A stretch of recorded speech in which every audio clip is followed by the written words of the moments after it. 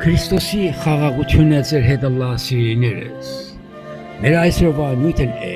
ավագ հինգշաբթին, սերի և զոհաբերության օրը։ Ավագ հինգշաբթին սիրո, ծառայության և ինքնազոհողության օրն է,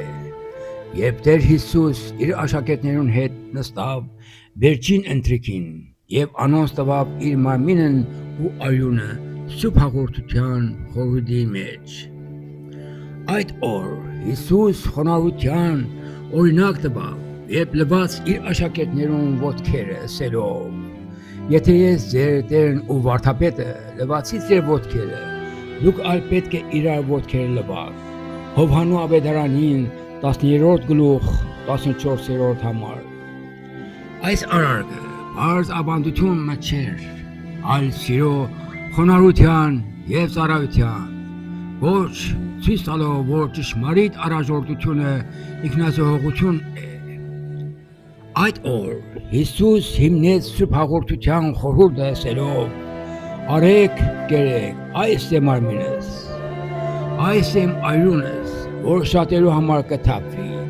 Մարկոսի ավետարանին 14-րդ գլուխ 23-րդ համարեն մինչև 24-րդ համար։ Ընթրիքեն ետ Հիսուս մտավ Գեթսեմանի պարտեզ, ուր խաչը կրեց նախ իր սրտին մեջ և ապա իր ուսերուն վրա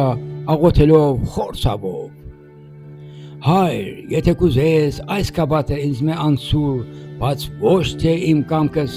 հապա քուքդ թող ըլլա»։ Ղուկասու ավետարանին 22-րդ գլուխ 43-րդ համար։ Այդ սուրբ գիշերուն Հուդա դավաճանեց իր վարդապետը 30 արծաթով, և Հիսուս ձերբակալվեցավ, սկսելով իր չարչարանքի ճանապարհը դեպի խաչը։ Ավագ հինգշաբթին Տիրոջ անսահման սիրո խորհելու և իր հետ տառապանքի ճանապարհով քայլելու պատրաստվելու օրն է։ Արդյոք պատրաստ ենք այս սերը կյանքին մեջ ապրելու և ձայն տարածելու ծառայության ու նվիրումի միջոցով։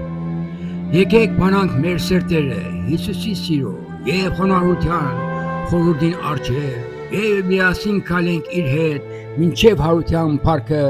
Ամեն։